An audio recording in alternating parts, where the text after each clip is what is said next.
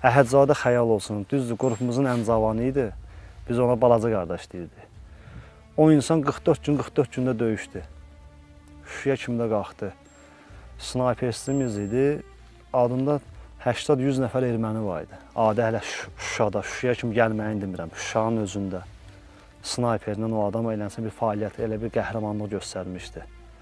Hal-hazırda qalıb işləyirdi. Sentyabr hadisəsində, sentyabrın 12-si günü olan hadisələrdə şəhid oldu.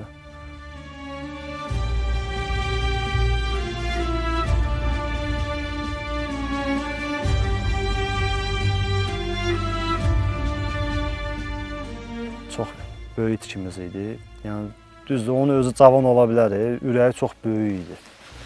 Çox, o həmişə vətən deyirdi. Onun səs yazmaları da var. Ölümündən yarım saat, 1 saat qabaq o sözü uşaqlara atmışdı. Sonra şəhid xəbəri gəldi. Torpaqdan gəlmişik, torpağa da gedəcəyik. Mənim bir dənə düşüncəm var, o da dəyişilməyəndir. Allah yolumu açıq eləsin. Hamımızın, cümləmizin. Öpürəm səni, bağrıma basıram. Var olasan. Allah amanına. İnşallah qaydanda görüşərik. Allahın köməkliyi ilə. Mənə dedi ki, Ramin, biraz qırağıl dur, RPG atıram. Ermənilərin öz RPG-sini götürüb özlərini atmışdı.